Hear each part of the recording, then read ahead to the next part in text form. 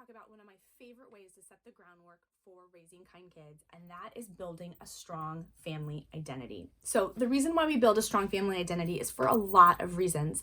One, we want to create a home where our kids want to be, where they like each other, where they love each other, where they enjoy each other's company. They want to play, they seek out their siblings. Building a strong family identity, it bonds siblings together. It gets them to come together and they want to enjoy each other because they actually like each other. And it makes it more fun.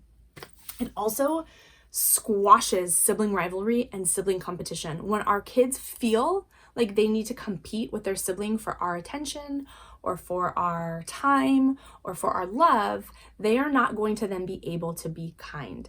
Kids who feel loved and feel connected and secured in abundance, like over the top, feel loved, then can give away their kindness freely. So this sets them up to be able to do that. Now, feeling loved is all this perceived emotion. Of course we love our kids. Of course we love our kids. But in the day-to-day craziness of getting them to brush their teeth and remembering to put on their shoes and putting the toilet seat down, that's what we're working on in our family right now. So all of the craziness, when we're frustrated or when we're like, oh, I've asked you to do this, you need to put the toilet seat down, that can come across as, oh, I forgot to put the toilet seat down. She doesn't love me anymore. Or she doesn't love me as much as she did before I left the toilet seat up and she fell in the toilet. So it's a perceived thing. So we can do things to show them that they are loved so that they know that they are loved, that being loved has nothing to do with toilet seat covers. So they can feel secure. And again, it comes down to that place of abundance. When they feel loved and they know that they have a valuable place in our family, it creates this home environment that feels secure, feels kind, they want to be here. Then they can give away some of that to other people. People who have not had their basic needs met. So maybe, they're too hot, hungry, too tired, too hot, too cold. Any of those things, if their basic needs aren't being met, they're not going to be able to be kind. So once we've met those needs and then we've built up this strong family identity, they can then give away all of the kindness that they have received, all of the love, all of the attention. Okay, so we're going to talk about ways to build a strong family identity. Plus, it goes back into creating a calmer, happier, more peaceful home because it's a place where we all want to be. So, fun few ideas. And I have a printable for you that you can print out and you can jot down your own ideas of what you want to do. There's no right, there's no wrong. We've done most of these and we have some that I love more than others. Figure out what works for your family. I'm just going to give you a bunch of ideas and see which one works for you. So, creating new traditions around holidays, around birthdays, around things that happen like going back to school, a tradition for back to school. My husband sings the kids the same song every morning on the first day of school because his dad sang it to him. And my kids hate it, hate it, but it's part of our tradition. They also get the back to school fairies that come to visit them. For birthdays, they get breakfast in bed every year because that's what we did in my family. Holidays, they get Shirley Temples on holidays, and we have Christmas traditions and Hanukkah traditions, things that we do every year that binds a family together.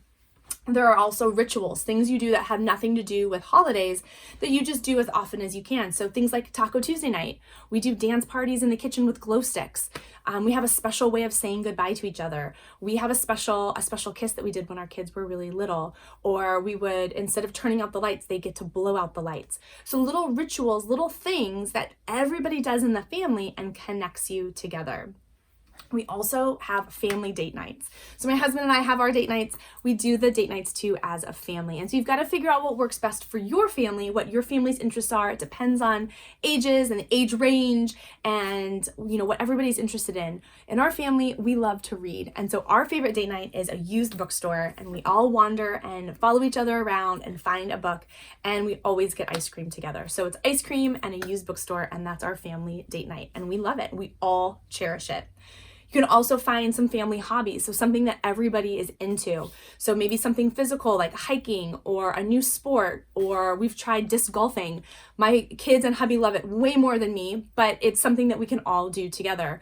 Or maybe it's something that you do that's quieter. Maybe it's an art project or a puzzle or, a board game that you guys love to play. Whatever it is, get everybody involved into it. You could also have a family song. So we have one song that we all love. Whenever it comes on, we always dance. And so whenever we're, if it's playing on in the background of the kitchen, we pause everything and just start dancing. It comes on in the car, we're all dancing in the car.